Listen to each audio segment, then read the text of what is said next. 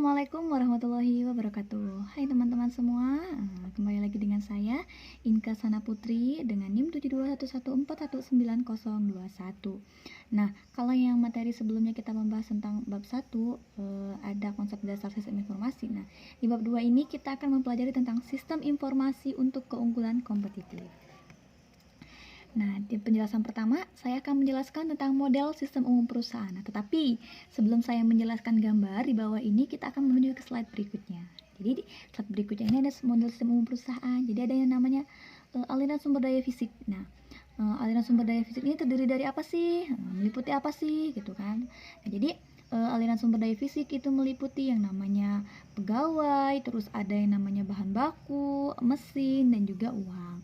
Nah, kita kembali ke slide sebelumnya.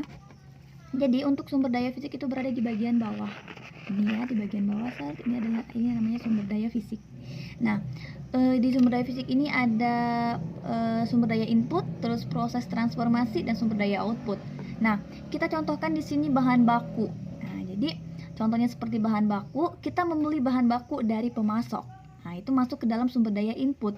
Lalu, bahan baku tersebut akan kita proses atau masuk ke perusahaan dan diproses di bagian proses transformasi. Nah, proses transformasi ini tujuannya untuk apa? Untuk mengubah bahan baku tadi menjadi suatu produk yang akan dipasarkan. Nah, yang akan dipasarkan kepada siapa? Jadi produk tersebut akan kita pasarkan kepada pelanggan. Nah, ketika pelanggan membeli produk kita tersebut itu disebut dengan sumber daya output.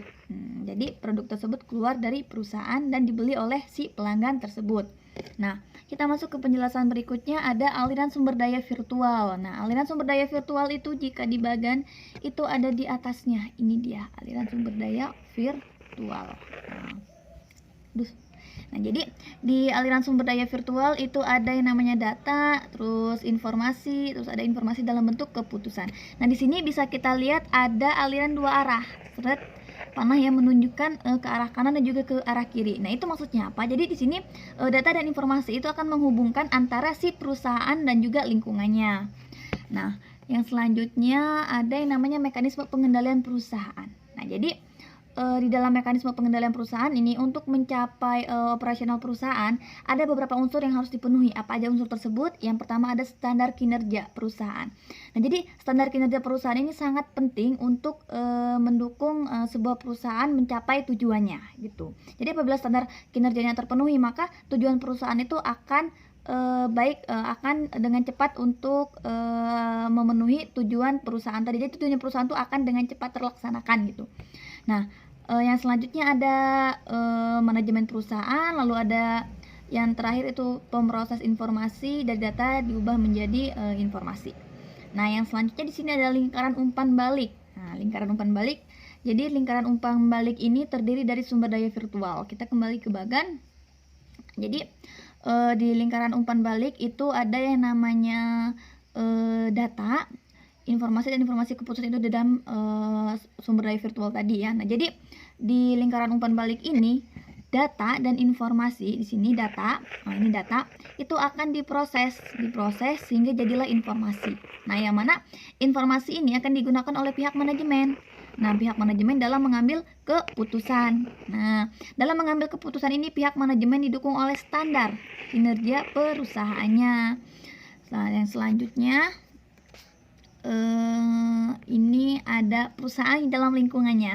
Nah, jadi perusahaan dalam lingkungannya ini terdapat 8 unsur lingkungan.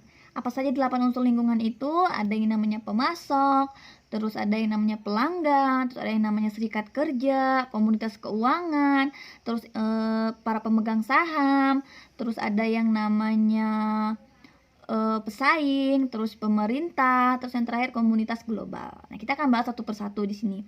Yang pertama pemasok. Siapa sih pemasok itu? Nah, jadi pemasok itu dia yang akan menyediakan bahan baku maupun mesin yang dibutuhkan oleh perusahaan. Nah, lalu dari bahan baku tersebut kan akan diproses lalu dijual kepada pelanggan. Nah, itu yang kedua, pelanggan. Lalu yang ketiga ada yang namanya serikat kerja. Nah, jadi serikat kerja ini itu organisasi para pekerja, baik pekerja yang terampil maupun tidak terampil dalam berbagai bidang usaha maupun industri. Nah, yang selanjutnya ada yang namanya komunitas keuangan. Apa sih komunitas keuangan itu? Jadi di sini komunitas keuangan itu merupakan institusi-institusi keuangan yang akan mempengaruhi sumber daya keuangan perusahaan. Contohnya itu apa? Contohnya itu seperti bank.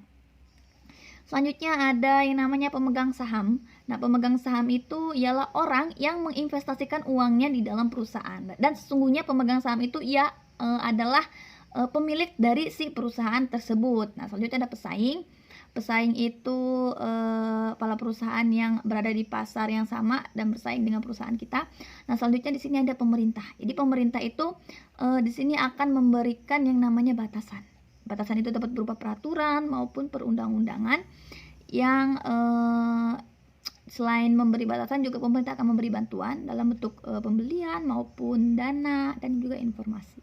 Selanjutnya ada komunitas global. Komunitas global itu maksudnya ialah tempat yang kita gunakan untuk proses penjualan produk kita. Nah, yang selanjutnya itu mengelola aliran sumber daya fisik, manajemen rantai pasokan. Nah, seperti yang sudah saya jelaskan tadi, di bagian aliran sumber daya fisik itu ada yang namanya sumber daya input, proses transformasi, sama sumber daya output. Nah, jadi yang bahan baku yang kita terima dari pemasok itu akan masuk ke perusahaan dan diproses lalu akan menjadi produk dan akan kita pasarkan, kita jual kepada pelanggan. Nah, itu yang disebut dengan rantai pasokan. Lalu manajemen rantai pasokannya apa? Lalu manajemen rantai pasokan itu aliran yang melewati rantai pasokan tadi itu akan dikelola apakah aliran tersebut berjalan sesuai dengan cara yang tepat dan juga waktu yang tepat, secara efisien. Nah, itu yang disebut dengan manajemen rantai pasokannya. Nanti di dalam manajemen rantai pasokan itu terdiri dari beberapa aktivitas. Yang pertama ada meramalkan permintaan pelanggan, lalu yang membuat jadwal produksi, menyiapkan jaringan transportasi, memesan persediaan pengganti dari para pemasok, menerima persediaan dari pemasok, mengelola persediaan, melakukan produksi, melakukan transportasi sumber daya kepada pelanggan, melacak aliran sumber daya dari pemasok di dalam perusahaan kepada pelanggan. Nah, jadi dalam melacak aliran sumber daya dari pemasok di dalam perusahaan kepada pelanggan itu dapat dilakukan melalui ini dia. Nah, sistem elektronik. Jadi, sistem elektronik itu seiring dengan mengalirnya sumber daya melalui rantai pasokan, mereka akan dapat dilacak secara elektronis langkah demi langkah. Jadi tidak sekaligus ya. Jadi langkah demi langkah. Misalnya ketika produk tersebut sudah dibeli oleh pelanggan. Nah, kita ingin mengetahui lokasi terakhir dari produk tersebut. Jadi kita bisa melacaknya melalui sistem elektronik ini tadi. Selanjutnya ada keunggulan kompetitif. Nah, di keunggulan kompetitif ini mengacu pada penggunaan informasi. Jadi penggunaan informasi. Nah, untuk mendapatkan pemungkinan di dalam pasar. Jadi maksud penggunaan informasi itu apa? Jadi di dalam keunggulan kompetitif itu informasi itu sangat-sangat penting untuk perusahaan bersaing dengan perusahaan lain sehingga perusahaan tersebut dapat menjadi unggul gitu, dapat menjadi unggul dari perusahaan lainnya. Nah, jadi semisalnya ini di dalam suatu pasar itu kan tidak terdiri dari hanya satu orang yang menjual produk saja, tetapi banyak. Nah, untuk menempatkan perusahaan kita supaya mendapatkan keunggulan kompetitif itu bagaimana? Nah, jadi semisalnya perusahaan kita itu bersaing dengan perusahaan B. Perusahaan B itu menjual produk yang sama dengan produk kita. Nah, jadi kita di sini bisa membuatnya itu untuk mendapatkan keunggulan kompetitif itu kita menurunkan harga jual. Nah, jadi harga jual kita turunkan, lalu tetapi tidak mengurangi kualitas dari produk tersebut. Nah, apabila harga kita turunkan terus kualitas produk itu menurun, otomatis pelanggan akan lebih memilih produk yang mahal tapi kualitas yang baik gitu. Nah, jadi untuk keunggulan kompetitif ini misalnya kita ingin menurunkan harga jual, kita juga harus tetap menjaga kualitas dari produk kita agar dapat bersaing dengan perusahaan lainnya. Nah, tentunya di sini ada dimensi keunggulan kompetitif. Jadi keunggulan kompetitif itu didapat ketika kita sudah mampu merealisasikan ketiga keunggulan yang ada di dalam keunggulan kompetitif ini. Yang pertama ada keunggulan strategis, keunggulan taktis, dan keunggulan operasionalnya. Untuk kurang lebihnya bisa dibaca di PPT ya. Nah, selanjutnya di sini ada tantangan dari pesaing global. Jadi tantangan itu berupa apa saja? Yang pertama ada kebutuhan khusus untuk pemrosesan informasi di perusahaan multinasional, lalu ada kebutuhan khusus untuk koordinasi di perusahaan multinasional. Internasional strategis sumber daya informasi. Jadi ada dua kandungan. Yang pertama itu sasaran yang akan dicapai itu dicakup oleh yang namanya rencana, lalu sumber daya informasi yang dibutuhkan untuk mencapai sasaran tersebut itu apa saja sumber daya informasinya. Nah, jadi bisa kita lihat di tabel. Di sini ada tujuan SIAT, tujuan SIM, tujuan DSS, terus tujuan otomatisasi kantor, tujuan sistem pakar di sini itu dicakup oleh rencana. Lalu di sini ada kebutuhan sumber daya informasi. Kebutuhan sumber daya informasi itu ada apa saja? Itu ada sumber daya manusianya, terus perangkat keras, perangkat lunak, terus ada informasi dan juga data. Nah, sekian pesan-pesan dapat saya sampaikan. Kurang dan lebihnya saya mohon maaf karena saya di sini juga masih belajar. Saya akhiri, wabillahi taufiq wal hidayah. Wassalamualaikum warahmatullahi wabarakatuh.